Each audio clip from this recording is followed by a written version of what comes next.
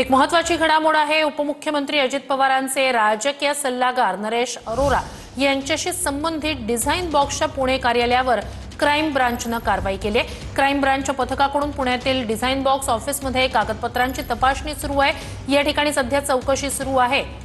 तर ही कारवाई नेमकी कोणत्या प्रकरणाशी संबंधित आहे या संदर्भात अद्याप अधिकृत माहिती नाहीये। तपास या प्रकरणी सुरूच आहे। अधिक जाणून घेऊया आपले प्रतिनिधी योगेश बोरसे यांच्याकडून। योगेश, काय अधिकचे अपडेट्स आहेत?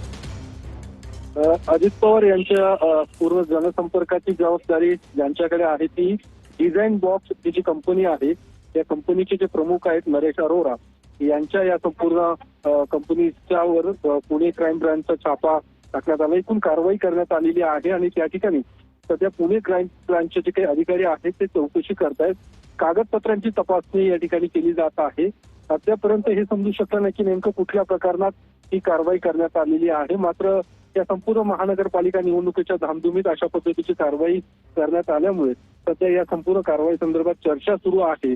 मात्र काही वेळापूर्वीच पुण्यातीलच वाकडेवाडी परिसरामध्ये डिझाइन बॉक्सचं कार्यालय आहे आणि त्या ठिकाणी पुणे पोलिसांच्या क्राइम ब्रांचने ही कारवाई सुरू केलेली आहे। त्या ठिकाणी कागदपत्रांची तपासणी करून नेमकं काय या संपूर्ण चौकशीमध्ये निष्पन्न होतं हे कदाचित थोड्याच वेळात पुणे पोलिसांकडून स्पष्ट देखील केलं जाणार आहे। मात्र आत्ताची जी काही माहिती आहे ती क्राइम ब्रांच कडून ही कारवाई सुरू करण्यात आलेली आहे। योगेश, कधीपासून या कारवाईला सुरुवात झाली? कधी हे पथक दाखल झालं? किती काळ तपासणी होते? काय अपडेट्स?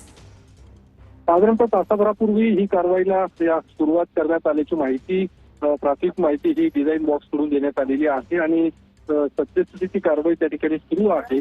क्राइम ब्रांचचे काही अधिकारी कर्मचारी त्या ठिकाणी डिझाइन बॉक्सचे कागदपत्रांची तपासणी करतायत आणि या कारवाईनंतर पुणे पोलिसांना स्पष्ट केलं जाईल की ही नेमकी कुठल्या प्रकरणाशी संबंधित कारवाई आहे।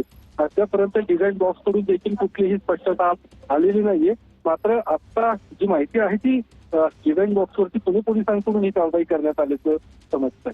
नक्कीच महत्त्वाची घडामोड आहे योगेश। अपडेट्स या सगळ्या संदर्भातले घेत राहूच। तुर्तास धन्यवाद। तर नरेश अरोरा यांचा डिझाइन बॉक्स आणि त्याची म्हणजेच अजित पवार यांच्या जनसंपर्काची जबाबदारी असणार आहे डिझाइन बॉक्स, ज्याच्या कार्यालयावर सध्या तपासणी होते। पुणे क्राइम ब्रांचचं पथक त्या ठिकाणी दाखल झालेलं आहे। नरेश अरोरा यांचा हा डिझाइन बॉक्स आणि त्याच डिझाइन बॉक्सच्या ऑफिसवर सध्या पुणे क्राइम ब्रांचचं पथक दाखल झालेलं आहे। तासाभरापूर्वी हे पथक या ठिकाणी पोहोचलंय।